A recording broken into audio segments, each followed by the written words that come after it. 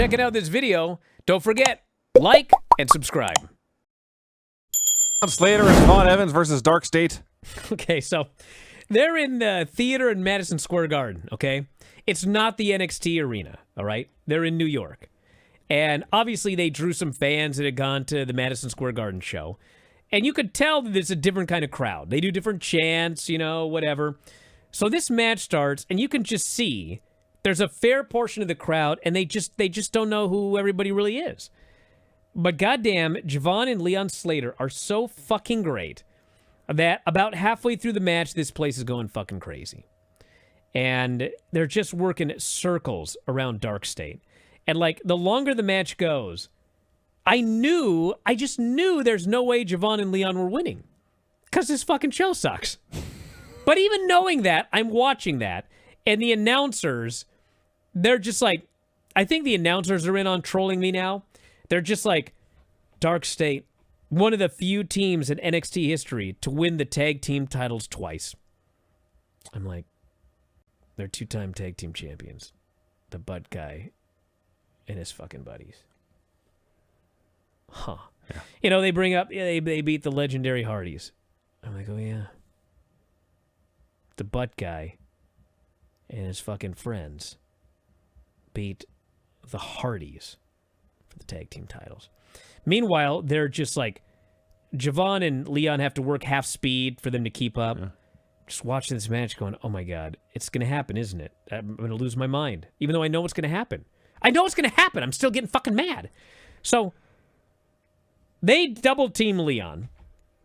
And the crowd's just fucking going crazy up to this point. They're just going nuts. Well, they double team Leon. They go for a cover. And Javon goes to break it up with a fucking springboard. And one of Dark State moves, and Javon splashes his own partner. And the last time there was a response like this in Madison Square Garden, it was when Bruno Sammartino got pinned in 1971. The fucking crowd, you could hear a pin drop. They're just like, oh, here we go. And sure as shit, they grab Leon after tossing Javon outside, and they lift him up for the Doomsday Device. And you can just hear the crowd. The crowd's, it's not like a good booing. It's just like, ah! They just know what's going to happen. And sure as shit, they hit this guy with a fucking Doomsday Device. Vic called it a Doomsday-esque device. A Doomsday-esque device. It was a Doomsday Device. And they pin Leon. And this fucking crowd is hot. Dude. And not in a good way. It's that fuck you booing that you rarely hear. They're so pissed off that they beat Javon and Leon. And, like, I knew it was going to happen. But, like, it happened, and I watched it, and it was clean, by the way. They beat him clean. They were the better wrestlers. And I hear how angry the crowd is. And I'm like, this fucking place is clueless. I swear to God, it's fucking 2014 WWE, where everybody, they just please push Bryan Danielson. Well, no, you know, we'll do this, or we'll push this guy. No, we just want Bryan Danielson. No, you don't really want him. And the crowd's like getting more and more fucking pissed off. And like, to fucking, of all people, to Vince McMahon's credit, he finally pushed Bryan Danielson. These guys, no. You don't really want Javon and Leon to win this match. We got to get some heat here on a show where every fucking match has got a heel finish. We got to make sure we got another one here. The fans are fucking pissed. They, like, go to backstage for Kendall and Ren. And as they go backstage, you can hear the crowd. They're still like, ah! They're just all pissed. I was like, fuck. This is the most not fun show in all of wrestling right now. It's just everything on this show. That's the thing about this show. Everything on this show, it's like you could put all of the matches together and all the segments. And it's like everyone sat down and they were like, okay, in this segment, what could we do that is the dumbest fucking thing? Okay, let's do that. Oh, this one? What can we do that's the dumbest fucking thing? Okay, do that. This one? What can we, like, up and down the show, what can we do that's the dumbest fucking thing that the fans most do not want? Let's make sure to do that in every single one of these matches and segments. And this was another one. And, like, I was mad, but I was actually more angry at the main event, believe it or not, because they fucking did it again. Fuck this. I watched there's the finish, the Doomsday-esque device, and Dark State wins, and then they show a replay of the finish from another camera angle, and I watched that replay probably 5 times because it's a close-up, but it's also at kind of ground level, so you can clearly see the fans behind in the first 2 rows behind the action going on, behind the pinfall and all that. They all had the exact same reaction you did. Like, they knew it was going to happen after Javon splashed Leon. They knew it was done. They were pissed off about it. And they're like, 1, 2, 3, and they hang their head. And guys are like throwing up their hands and turning away. it's yeah. Do you know, Vinny, that there are still fans to this day? I shouldn't say still. There are fans because it's been 10 years.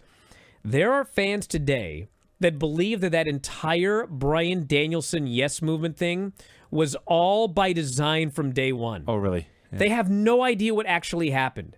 And that was the worst thing that ever happened to wrestling. Yes, that is. Because do you know how many more stars we would have today if they didn't book like this all the time? And then try to recreate Bryan Danielson over and over again? Yes. Oh, this Javon, man, well, let's keep beating him because it's going to make the fans want it more. It's like, dude, fuck, dude. You would have so many stars if, like, in the old days, before 2014, a guy would start to get over, and then you would, like... They would push him. Yeah. That's how it actually used to be done. These fans want to pay to see this guy win. Let's have him win. Guys, remember Eddie Guerrero? Like, the legendary Eddie Guerrero that people still chant about. Do you guys even remember what happened with Eddie? Like, he started to fucking get over. And there was one legendary show. It was, like, in San Antonio or something. And, he made his appearance from the mezzanine or whatever, and he goes down the stairs through the crowd, and the fucking place is going wild for this guy. And it was like, that was a show where Vince decided, son of a fucking bitch, I guess we got to do it. And they did it. They didn't beat him down after that show and keep beating him more and more and more. It was like, fuck, we got to do it. The same thing with every big star. Like, you think the fucking ringmaster... You think the ringmaster was supposed to be the biggest star in wrestling 3 years later? Of course not. But he started to fucking get over, and those signs started coming, and they pushed the guy. Rocky might die, Rocky die. Die, Rocky die. Like, they wanted to push him, but they realized, fuck, the people don't want this. So they turned him heel. Then all of a sudden, he's winning all of his matches, and then the fans get by, and they turn him, and then they fucking push him. Mick Foley. Think Mick Foley was supposed to be the world champion multiple times? Of course not. But ever since Bryan Danielson, someone's getting over, well, that means we got to beat him. We got to beat him and beat him and beat him and beat him. That's how we make him a star. This business is fucked. Hey, if you love this clip, have I got a deal for you? WrestlingObserver.com. Do you have a commute? Do you work out at the gym? Do you like listening to audio on your headphones or your earbuds or whatever the kids use today? Well, WrestlingObserver.com will give you all the audio you'll ever need in your life. Over 15,000 audio shows. Every audio show that we have ever done, dating back to 2005, is available for subscribers at WrestlingObserver.com. Every time a new show comes out, you can podcast it directly to your phone. If you have a commute, as noted, if you go to the gym, if you like to lift weights and listen to Granny review soap operas, well, WrestlingObserver.com gets you full access to all of these shows and all of these archives. You can go back and listen to TNA reviews from 2010. You can go back and listen to reviews of every WWE pay-per-view, every big story that's ever happened in wrestling.